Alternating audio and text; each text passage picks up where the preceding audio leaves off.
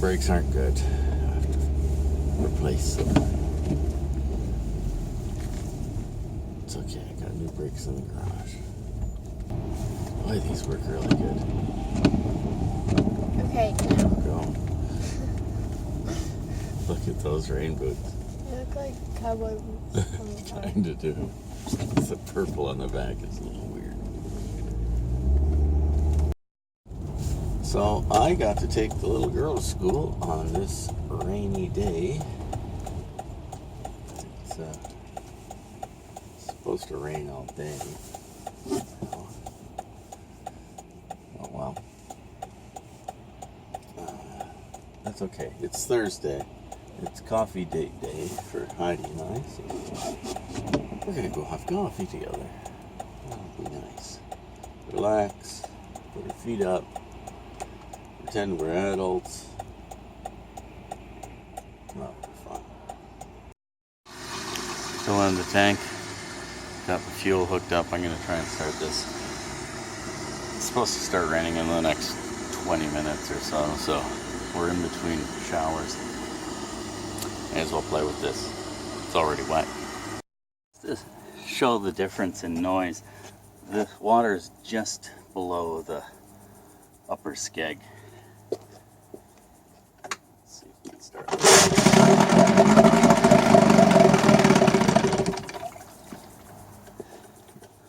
Kind of loud. I'm gonna fill it up more. See if there's a difference now. Now we're about 1.5 inches above the skeg, the upper skeg.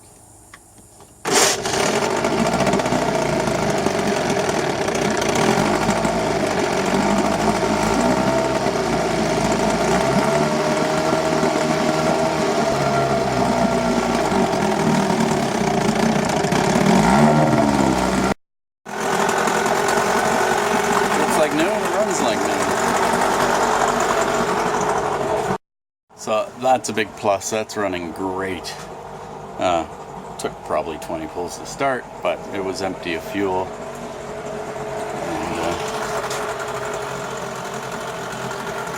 well, I sit there and idle for a few minutes. May as well. Not hurting it. Okay. In the meantime, I'm going to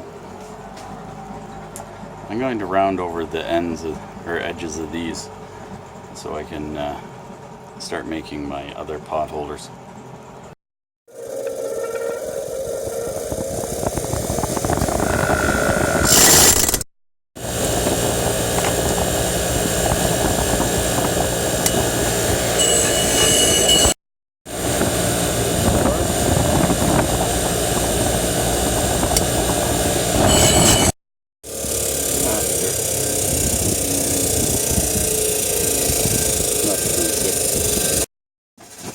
That makes a lot of wind. Just found out because these pieces are blowing across the bench.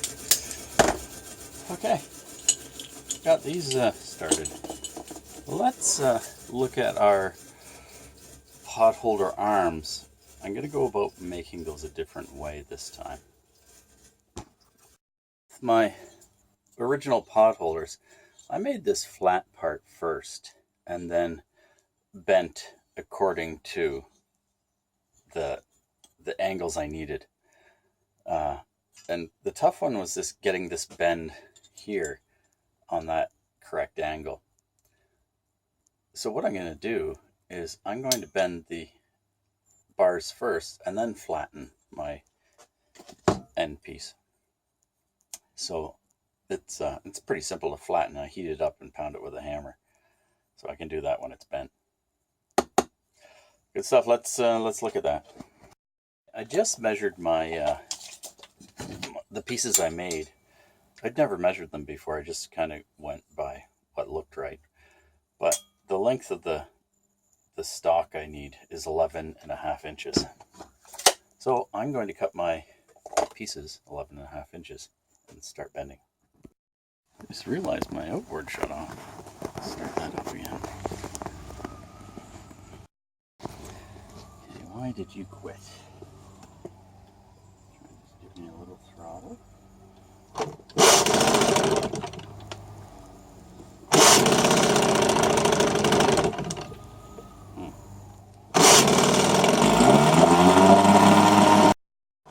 So I have a mixture adjustment on that, so I can adjust the idle mixture.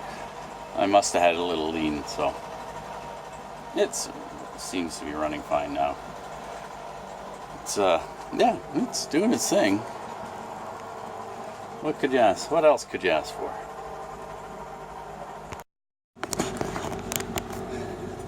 I've decided to go to 12 inches with these because half an inch, I may be mismeasuring because of the bends, so I'm only measuring the straight part. So go 12 and we'll see what happens. Too long, we can cut it off. We got 4 pieces, 1 foot long, and 1 piece that is 4 times the width of the saw blade shorter. It was exactly 5 feet. This has ran for a while now, so I've unhooked my fuel tank and let the carburetor run out of fuel. That's good enough for me. Well, the reason I'm letting the carburetor run out of fuel is so we can transport it and not spill gas all over the inside of the boat.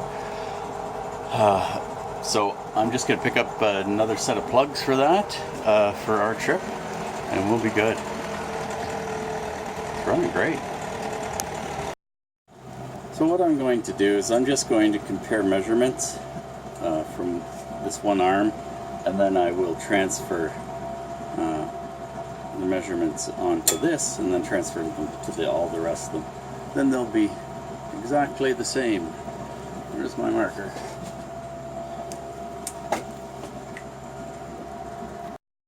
So you can see I'm going on top of the piece. So my measurements should, oop, there it goes, it's out of fuel. My measurements should transfer properly. There's my marks. This one here is round on the end because that's where it transitions down that way. So we'll mark the rest of these now.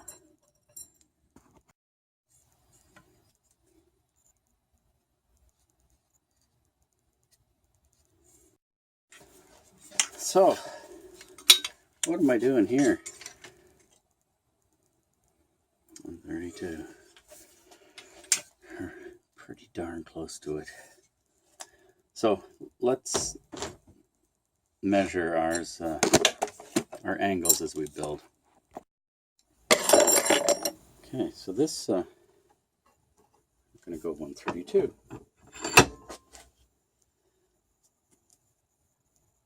Going to the center of my mark, keeping my marks towards me at all times.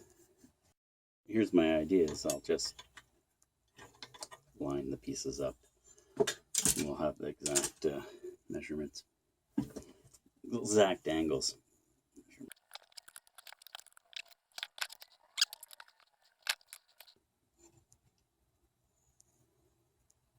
That's got it.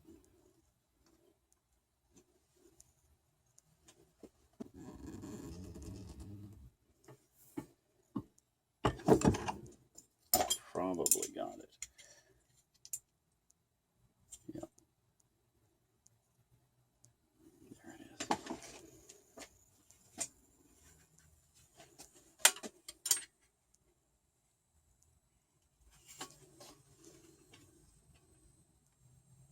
Look at that.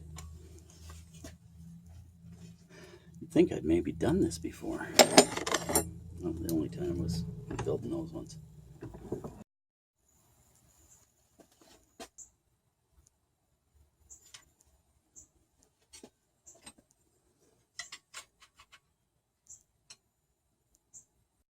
So there's one more bend to get these looking like this. So I bent it like that. Now I've got to make the 90 going down. So this is a simple 90 that I've got to make. I say simple, it's got to be lined up.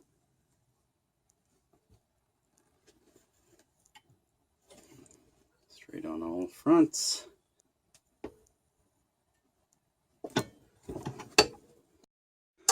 Okay, there we go. There's our piece. I'll be flattening this end to attach it to those square pieces that I had the channel, and I can adjust the height at that time. So let's bend the rest of them, and we'll have our 90s. I'm going to do 2 facing this way and 2 facing that way, and that should give us 1 for each, or 2 for each side. Ta-da! Look at that. 2 that go this way, 2 that go that way. Success. I should start making these and selling them for $100 a set. That's what they are on eBay. And eBay's cheaper than buying them from chandlery. So with my new pot holder design, I've made a change. And the one change, it's not very big change, but it's the size of this compared to the original one that I did. This is 1/4 inch smaller. So these are 1.25 inches wide, and these are 1.5 inches. And I did that simply because when you put these together, that's the smallest size pot. Come on, it's hard to do. There. That's the smallest size pot you can put in there in this configuration. So now it'll be 1/2 inch smaller. It's not a lot smaller, but it'll be a little bit smaller. I don't think we have a pot that is any smaller than this size, so it's not really going to matter, but I thought 1.25 inches would be a good size to go. So that's what I'm doing. Gonna wrap it up here. Thanks for watching. How about a big thumbs up for that motor? Wow, it looks great, runs great. Yesterday when I was out, I got these. These are the gland nuts, wire gland nuts. What do they call them? They called them anti-stress things. The guy said, "Oh, those anti-stress things." Anyways, what's inside here is a piece of rubber. Come on. Little piece of rubber. And these fingers.